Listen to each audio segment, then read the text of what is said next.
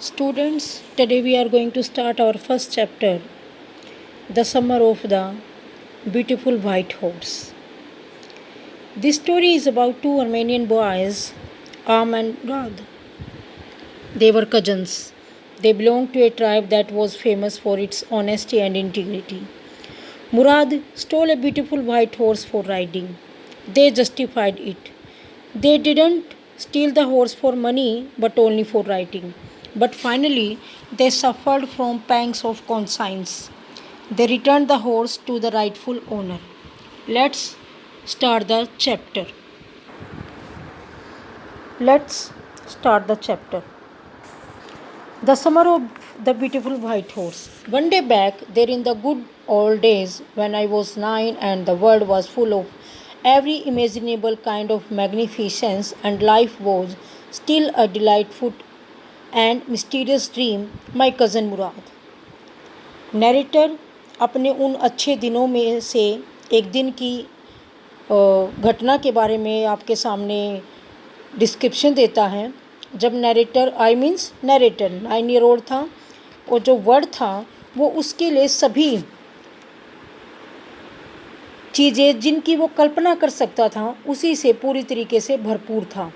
Life was still a delightful means happy, mysterious means full of mystery.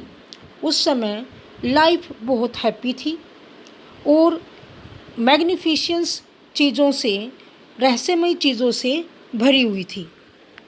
My cousin Murad who was considered crazy by everybody, मेरा cousin Murad जिसे हर कोई crazy मानता था accept me, मेरे सिवाय, came to my house at 4 in the morning, वो घर पर सुबह 4 बजे मेरे पास आया and woke me up tapping on the window of my room, तभी मेरे रूम की विंडो पर टैप करते हुए, खटखटाते हुए मुझे जगाया। आम he said, I jumped out of the bed and looked out of the window and the narrator suddenly got up, jumped out of the bed and looked there. I couldn't believe what I saw, but it was surprising something outside of the window what he saw at that time. It was not morning yet, but it was summer, and with daybreak not many minutes about the corner of the world, it was light enough for me to know I was not dreaming. Morning अभी नहीं हुई थी, summer days थे, but जो day break है it means sunrise होने में कुछ एक मिनट्स रहते थे और इसके बाद पूरा वर्ल्ड के कॉर्नर में हर जगह there could be enough light that he it was enough for him to believe that he was not dreaming. It means वो सपना नहीं ले रहा था, that was happening in reality. My cousin Murad was sitting on a beautiful white horse. What did he see? He saw that his cousin Murad was sitting on a beautiful white horse. I stuck my head out of the window. तभी उसने window से अपना सिर बाहर निकाला and rubbed my eyes. Yes, he said in Armenia, it's a horse. आप believe करिए, I am having a beautiful white horse. You are not dreaming. तुम कोई सपना नहीं ले रहे हो. Make it quick if you want to ride. And he offered me for riding the same horse. और वो कहता है जल्दी करो अगर आपको राइडिंग करना है। I knew my cousin Murad enjoyed being alive more than anybody else who had ever fallen into the world by mistake, but this was more than ever I could believe. मैं जानता था जो मेरा cousin मुराद हैं वो अपनी मस्ती में ही ऑलवेज बीइंग अलाइव, मतलब अपनी मौज मस्ती में ही रहना ज़्यादा पसंद करता था। मोर देन अदर, किसी दूसरे की बजाय वो बस एक जिंदा दिल आदमी था। हु हैड एवर फॉलन, और जिसके बारे में ये कहा जाता है कि वो बाय मिस्टेक इस संसार में भेज दिया गया है, बिकॉज वो किसी दूसरे की तो कोई चिंता करता ही नहीं, अपनी में ही मगन रहता है। But it was more than ever he could believe, लेकिन नरेटर उससे कहीं ज़्यादा उस पर विश्वास करता था कि वो अपने ब्रदर को ऐसा नहीं मानता था कि भी उससे कोई, अगर वो अपने बारे में ही ज़्यादा कंसर्न रहता तो ये कोई गलत बात है। उन दोनों में बहुत ज़्यादा बॉन्डिंग थी, इसीलिए वो दूसरे लोगों से ज़्यादा इस बात पर एग्री नहीं करता है। In the first place my earliest memories had been memories of horses. पहले के दिनों से ही मीन फर्स्ट डे ऑनवर्ड से ही narrator was fond of the horse riding, उन्हें भी बहुत शौक था इसीलिए उसकी मेमोरीज़ में एक याद हमेशा उसे अभी तक याद है कि भी उसे बचपन में हॉर्स राइडिंग का बहुत ज़्यादा शौक था। This was a wonderful part, और उसकी लाइफ का एक बहुत अच्छा पार्ट भी रहा। In the second place we were poor. हाँ, उसकी एक विश थी that he could ride the horse, but it was also reality that they can't afford to buy the horse, they were poor, so it could not be happen. This was the part that wouldn't permit to believe what I saw. और यही part है that they were poor that never allow him to believe what he was looking outside. और यही बात है कि वो उस बात पर विश्वास नहीं कर पाया जो कुछ उसने बाहर देखा। वी वर पुअर, हम गरीब थे। We had no money, our whole tribe was poverty striking. और पूरा ट्राइब गरीबी से ग्रसित था। Means all are victim of poverty, all were seriously affected by poverty. Tribe means a group of people with the same language, culture and race.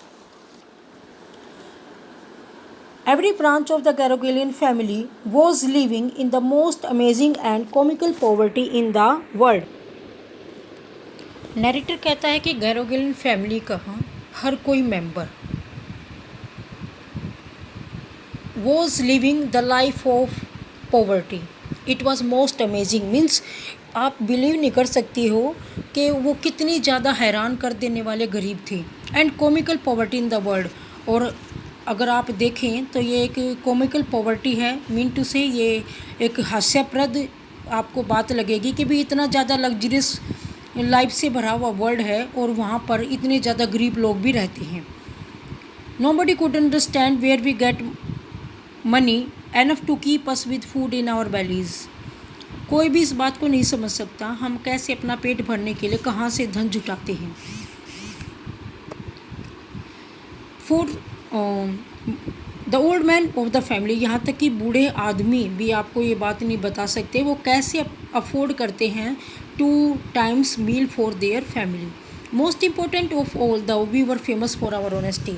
सबसे बड़ी बात हमारे लिए ये है कि भी हम फेमस थे अपनी ऑनेस्टी के लिए। Means the whole tribe was famous for its honesty. We had been famous for our honesty for something like 11 centuries and they were famous like 11 centuries। पिछले 11 सेंचुरी से वो अपनी ऑनेस्टी के लिए प्रसिद्ध थे। Even when we had been the wealthiest family in what we like to think was the world. But narrator कहता है कि भी हम अपनी ऑनेस्टी के लिए काफ़ी लंबे टाइम से फेमस है, इसीलिए हम इस संसार के जो इस संसार में वेल्थिएस्ट फैमिली मानी जाती है। Maybe they were considered the wealthiest family for the money, but they were the wealthiest for their honesty. वो अपनी ऑनेस्टी में सबसे ज़्यादा वेल्थिएस्ट माने जाते हैं। वी वर प्राउड फर्स्ट, हमें अपनी ट्राइब पर अपने इस ऑनेस्टी होने वाली बात पर प्राउड है। After that we believe in right and wrong, सबसे पहले हम अपनी ऑनेस्टी पर विश्वास रखते हैं, उसी के बाद देखते क्या गलत है क्या ठीक। None of us would take advantage of anybody in the world let alone sleeve. यहाँ तक कि हम लोग एक दूसरे का अपनी सेल्फ यूज़ के लिए कभी फ़ायदा नहीं उठाते, चोरी की तो बात बहुत ज़्यादा दूर है। Means they couldn't have any kind of advantage from the others, then how can they steal, how can they theft anything else? It is beyond their approach.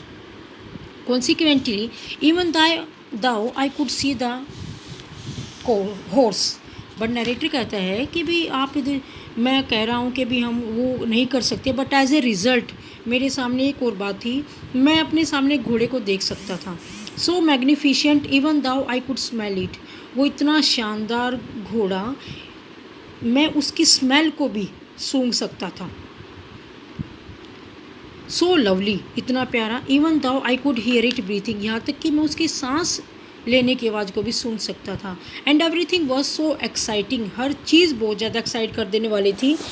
I couldn't believe the horse had anything to do with my cousin Mourad, मैं इस बात पे विश्वास नहीं कर पा रहा था कि भाई वो घोड़ा मेरे कज़न मुराद के पास कहाँ से आ गया है। एंड और विद मी, और मेरे पास कैसे आएगा वो, और with any of the other members of our family, या फिर किसी मेंबर के फैमिली में किसी भी मेंबर के पास एक वाइट ब्यूटीफुल हॉर्स कैसे हो सकता है, मैं या मेरा ब्रदर मुराद हो या फिर कोई और भी family. Because we couldn't have bought the horse, हम इसको खरीद तो सकते नहीं। And if he couldn't have bought it, अगर उसके कज़न मुराद ने इसको ख़रीदा नहीं है। He must have stolen it, तो ज़रूर उसको चुराया होगा। And I refuse to believe that he had stolen it, और उसे अपने ट्राइब पर, अपने परिवार पर इतना भरोसा था, वो इस बात पर भी बिलीव नहीं कर रहा था कि कज़न उसका मुराद चोरी कर सकता है। No member of the Garoghlanian family could be a thief, यहाँ तक कि गैरोगेलिन फैमिली का कोई भी मेंबर चोर नहीं हो सकता। I stared first at my cousin and then at the horse. Narrator says that firstly he saw the horse, then his brother. पहले वो घोड़े को देखता है, फिर अपने भाई को देखता है. There was a poised stillness and humor in each of them. वहाँ पे एक अजीब सी शांति. Poised means holy, as a scared, हम उसको कह सकते हैं पवित्र. Stillness, peace, वहाँ पर एक अजीब सी शांति थी. And humour each of them, और दोनों में ह्यूमर की भी बात. Which one on the other hand dilated में, एक तरफ तो घोड़ा देखकर, हॉर्स को देखकर नरेटर को काफ़ी खुशी होती है. And on the other frighten भी, और दूसरी तरफ देखें तो उसको डर भी लग रहा था. Mourad, I said, where did you steal the horse, मैंने कहा तुमने घोड़ा कहाँ से चुराया है. Leap out of the window, leaped out means jumped outside, अगर तुम्हें राइडिंग करना है तो विंडो से बाहर आ जाओ. इट वॉज ट्रू देन, इसका मतलब अब whatever he was saying that was really true. He had stolen the horse, there was no question about it, means there was nothing any query that he had stolen the horse और not. He had come to invite me to ride और not, it's my choice. So it was the narrator's choice that if he wanted to go for the riding then he can, otherwise it was his choice that he can leave that opportunity also. Well, it seems to me stealing a horse for a ride was not the same thing as stealing something such as money. Narrator कहता है लेकिन घोड़े की चोरी करना riding के लिए similar thing नहीं है अगर किसी का पैसा चुराया जाता है. मतलब वो कंपेयर करता है कि भी उसके भाई ने राइडिंग के लिए घोड़ा चुराया है तो वो रियलिटी में चोरी नहीं है जितना कि इफेक्ट पड़ता है जब हम किसी का पैसा चुरा लेते हैं. For all I knew may be it was not stealing at all, और जहाँ तक मुझे विश्वास था ये चोरी तो थी ही नहीं. If you were crazy about anything, अगर आप किसी चीज़ के पीछे बहुत ज़्यादा क्रेजी हो, मतलब you are so eager, you are so excited to do such thing, it means that is not considered as a theft. And my cousin Murad who was very crazy for the horse riding and I were, और मैं भी खुद भी था. It was not a stealing, ये चोरी नहीं थी. इट वुड बिकम स्टीलिंग, ये चोरी तब बनती until we offer to sell the horse, अगर हम घोड़े को बेच देते और उससे कुछ पैसा कमाते कब तभी हम इसको चोरी कह सकते थे. Which of course I knew we would never do, और इस बात पर मुझे यकीन है कि भी हम कभी भी जो हॉर्स है उसको बेच नहीं सकते पैसा कमाने के लिए. Because they were very famous for their honesty and he also believe that no member of the Garoghlanian family could be a theft. It was confirmed. I jump, let me put on some clothes I said, वो कहता मुझे थोड़ा सा कपड़े तो पहनने दो. All right he said but hurry, ठीक है जल्दी करो बट जल्दी करो. I lift into my clothes, मैंने अपने कपड़े जल्दी पहने. I jump down to the yard from the window, से एक यार्ड की तरफ मैंने जंप किया. And left up on to the horse behind my cousin Mourad, और कज़न मुराद के पीछे हॉर्स के पर चढ़ गया. That year we lived at the edge of the town on Walnut Avenue, उस टाइम पर हम वेलनेट एवेन्यू एक जगह का नाम है, उसी के हम टाउन में रहते थे. Behind our house was the country, हमारे घर के पीछे पूरा कंट्री साइड एरिया था. Vineyards, orchards, irrigation ditches and country roads, वहाँ पे कहें तो वैनयार्ड्स होते हैं अंगूर के बाग, ऑर्चार्ड्स मीन्स गार्डन्स, ठीक है. इरिगेशन डिचेस होती हैं जो हम खेतों में पानी देने के लिए यूज़ करते हैं. And country roads. In less than 3 minutes we were on Olive Avenue, हम लगभग 3 मिनट से भी कम टाइम लगे, हम ओलाइव एवेन्यू एक जगह है वहाँ पे पहुँच गए. And then the horse began to trot, और तब घोड़े ने ट्रोट करना स्टार्ट कर दिया. Trots means speed that is faster than a walk, means he started to increase its speed, उसने स्पीड में चलना स्टार्ट कर दिया. The air was new and lovely to breathe, उस टाइम पर हवा में सांस लेना भी मन को बहुत अच्छा लग रहा था. The feel of the horse running was wonderful, और राइडिंग करते हुए उसको फील करना वो और भी ज़्यादा वंडरफुल लग रहा था। My cousin Murad who was considered one of the craziest member of our family began to sing, I mean he began to ring. मेरा कज़न मुराद, जिसको सभी क्रेजिएस्ट मेंबर मानते हैं हमारी फैमिली का, उसने गाना स्टार्ट कर दिया। It means he started to roar, he started to sing loudly. उसने गाना ज़ोर ज़ोर से गाना स्टार्ट कर दिया। We rode and my cousin Mourad sing, हमने राइडिंग की और कज़न मुराद लगातार गाता रहा। For all anybody knew, we were still in the old country where, at least according to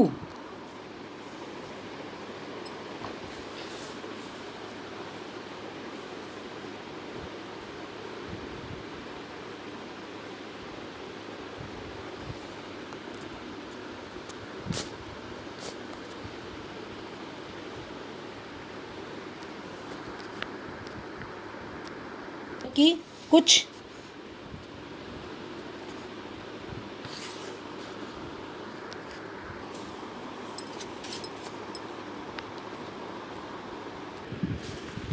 this is the first part of the chapter. I hope that you will understand. In the next video we will watch the second part of the video. Thank you.